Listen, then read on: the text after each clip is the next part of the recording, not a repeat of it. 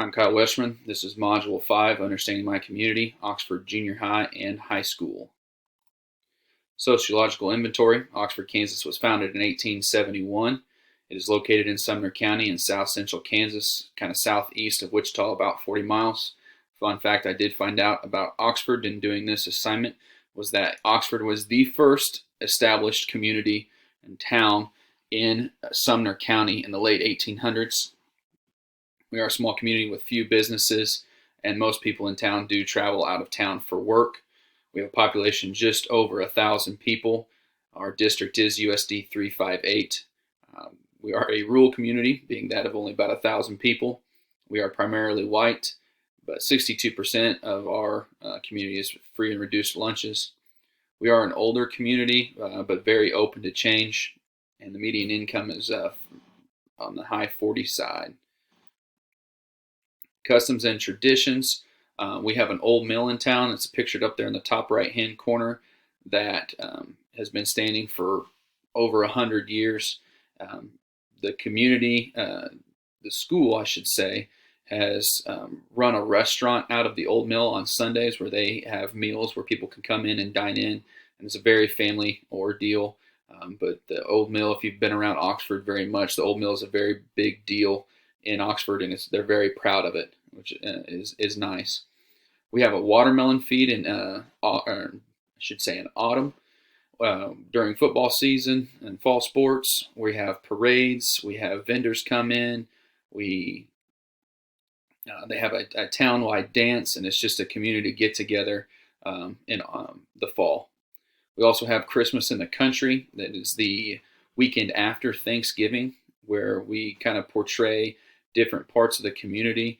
We encourage people to, visit the different businesses in town and promote them. The school actually goes out and paints the windows in kind of a decorative paint and just kind of dresses the community up for Christmas. We also have wagon rides that go around town. There's houses that are open that are people can travel through and kind of learn about the history of the community as well. And leading with that, we are a small, close-knit community. The school and the community do work well together. Along with that, Christmas in the Country, we do have a community service day the week prior before Thanksgiving, where some of the high school students will go out and paint for Christmas in the Country. Some of the high school students will go out into the community and rake leaves for elderly couples that can't clean up their yard, and just kind of give back to the community as much as possible. The junior high heads down to the old mill, and they do a bunch of cleanup at the old mill to help things look better and kind of get rid of the leaves and the broken limbs and stuff like that. And again, like with most small town schools, it revolves around sports, and so homecoming is a big deal for us, and then so is prom. Our population characteristics: 93.2% of the town has high school graduate or higher. Again, majority English speakers. We are an older community. There's not very many in their late teens or their 20s or even early 30s in the community. We do have, I would say, families probably in their mid to late 30s, 40s, raising their kids there because they like the smaller community atmosphere. And then an aging generation would be empty nesters that are in Oxford as well. Right now, we do have more elementary students than secondary students. We have a lot of big classes coming up. We have probably, I think, 4 elementary classes that have 30 plus kids in the class, where I don't believe any of our junior high or high school have 30 in a class. And so we're excited about growing a little bit and having more students in the high school. Gender-wise, it depends on the class, but it's pretty even throughout the school. They balance out. I teach junior high history, where I get all the 7th and 8th graders. 8th grade has more boys, where the 7th grade has more girls. And so it just depends on the class, but it balances out. Occupations around town are mostly blue collar. Many of the teachers in the school do live in town, but other than that, and pastors, meaning my white collar, most everybody in town is probably it comes from a blue collar background. We have a lot of farming and ranching in the community. We do have a few businesses, but they're mostly agricultural or blue collar businesses. Again, we are a majority white. This being my first year at Oxford, I do not know of any racial tensions among the people in the community. We do not have very many minorities, but of the ones that we do, I do not know of any racial tensions between them. Our communication channels, we do have a school website where we've done a lot of communicating recently with the whole COVID-19 ordeal. We also communicate through social media, through our Facebook and Twitter accounts. Um, we do have updates for all the parents of students and teachers at the school. We have phone calls, texts, and emails that go out anytime we need to communicate with a parent in the school. We do have local newspapers that are near us. Wellington, which is about 10 miles to the west, has a paper that can cover our area, and we also have a paper in between Winfield and Arch City that covers Cali County and part of our school district as well. We do have TV stations out of Wichita, not being very far from Wichita. Everybody in our area gets the local TV stations out of Wichita, and we can communicate through there. We also have a radio station in Arch City. The picture in the bottom left-hand corner is of that radio station. That reaches all of our community as well if we needed to communicate through a radio station. Seeing as we have a majority white community, as I know, we do not have a foreign language problem where we don't have a way to communicate with our parents. As far as I know, even our minorities are English speaking first, and so I do not know of any impact of foreign language problems. We have a lot of community groups for a small town. Of course, we have our athletic teams and academic clubs. We have a booster club. We have many churches in town with youth groups. Um, we have American Legion, a Lions Club, a Bread of Life that gives food to families in need of food. We have a Masonic Lodge, the old mill that, as I had mentioned before. And as far as I know, again, this being my first year, I do not know of any problem groups that give the school or anybody else in the community a problem. I just don't know at this point in time, but I've not heard anything in the several months that I've been there. Our leadership, we have a principal and superintendent at the high school and junior high that she does both jobs. And we do have a principal of the elementary school as well, but our principal at the high school is also our superintendent of schools. We do have a school board, a city council that is very involved with the community. And being so small, the community is always involved in the school as well, but always, as far as I know, have been a positive thing. We have many teachers in the building that have been there for many, many years.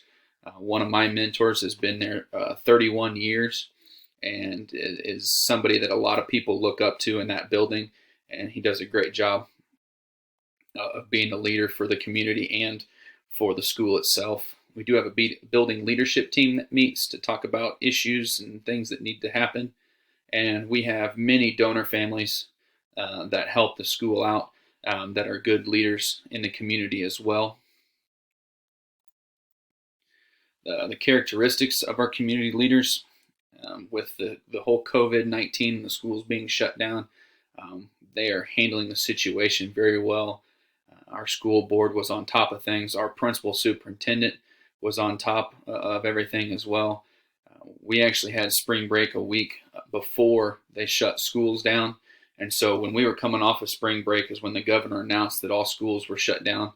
And so within that week, we had meals out to kids, making sure that they were being fed, and throughout the schools being shut down, and we continue to send out meals as well. But they were very quick on that, and they are handling, like I said, the situation very well.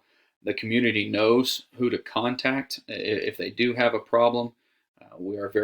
It's a very knowledgeable leadership. They are very student first. We have a good use of outside resources. Our principal and superintendent has been in administration for quite a while in the area at some bigger schools close to us. And so they're able to reach out to outside resources. A lot of our community members, work outside of the community, and so they get outside resources as well. And as far as I know, there's very much of an open communication among the leaders in our school and community.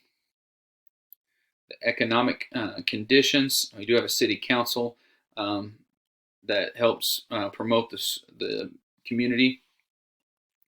As I mentioned before, we're mostly an agricultural community. We do have some businesses like a coffee shop, a gym, a gas station, a liquor store, banks, as I have one picture down there, but we don't have much other than that.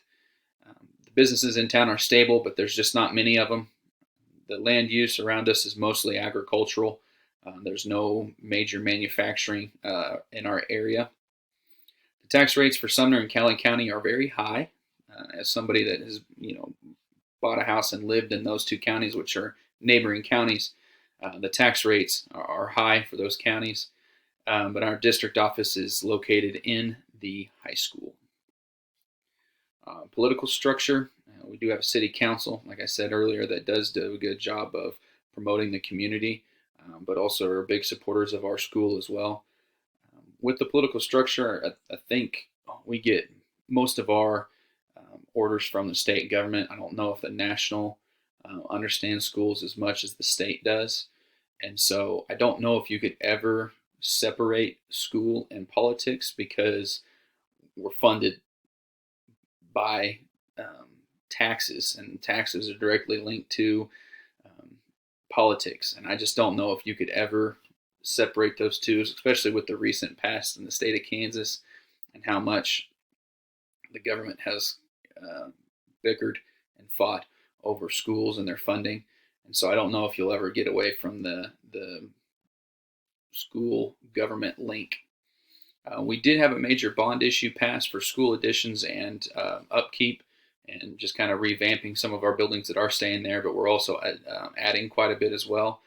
And so the city council and the school board and the community all got behind us and passed a huge bond.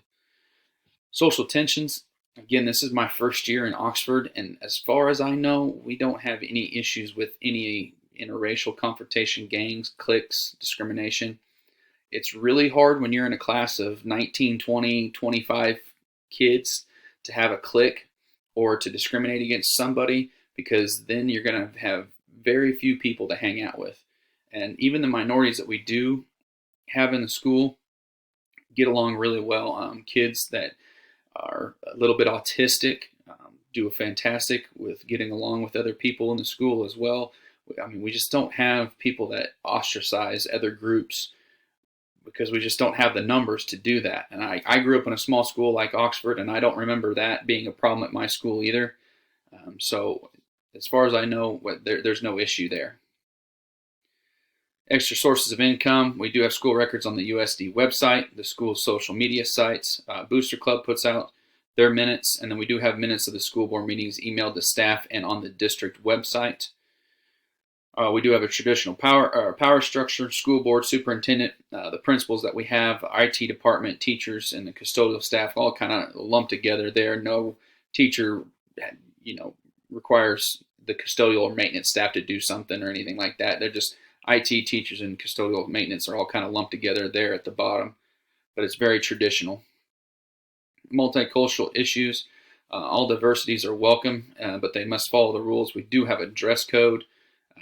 Again, as far as I know, the community gets together very well, but we do have a school handbook that sets forth our demands and expectations of the students. Our power structure, school leadership defines the power structure there with the school board, superintendent, principal, so on and so forth. And as far as I know, there are no known outside influencers that are trying to take control over the power structure there. Measuring public opinion. We do have open school board meetings, social media, and again, emails, phone calls, and texts to parents. And then public surveys, opinion surveys. Like I said, we do have open school board meetings. Our superintendent and principal is very open to talk to anybody. Her door is always open. She's just a great leader in the community, and very open to talk to anybody. We do have, again, like I said, have social media communications where we do update on our bond issues and everything that's going on. And here are my references.